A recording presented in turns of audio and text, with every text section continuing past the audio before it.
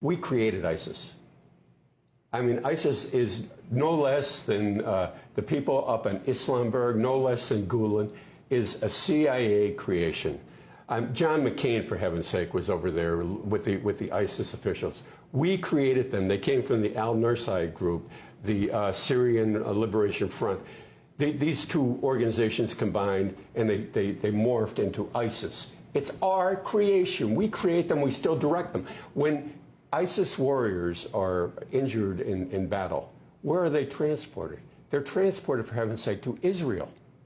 They're treated by the Israelis in Israeli hospitals and brought back to battle. Well, plenty of the rebels have acknowledged that they've been supported by Israel, and they've thanked Israel for helping them throughout. In fact, arms are oftentimes caught. Israeli arms are caught on en route to the rebel groups. But when it comes to this, then the grand scheme, the grand chessboard game. Yes. Obviously, we're seeing the neocon strategy. Wes Clark talked about it: destabilize and overthrow the governments of Iraq, Somalia, Sudan, Libya, Syria, Iran. Yeah. I mean, this was the strategy that he talked about over 15 years ago. Yes. And obviously, we've seen it come to fruition to a large extent. But what is the game is ultimately, is it just continuing to destabilize the sovereign regimes that oppose the will of the various financial oil conglomerates, or is it to create just total chaos in this entire region? Well, the ultimate goal, of course, is money, wealth.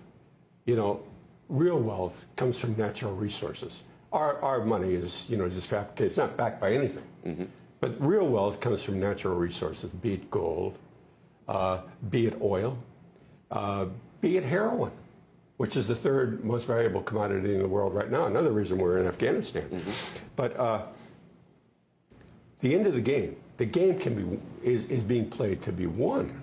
It's not a game that will go on ad infinitum. Mm-hmm. It's being played to win, so that at the end of the day, the money cartel from the United States primarily, it's really an Anglo-American establishment. British and U.S. Yes, but at the end of the day, they control the natural resources. Russia's dependent on it.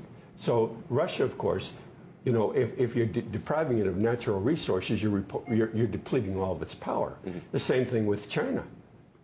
So, the end of the game is total economic control of the world. Mm-hmm.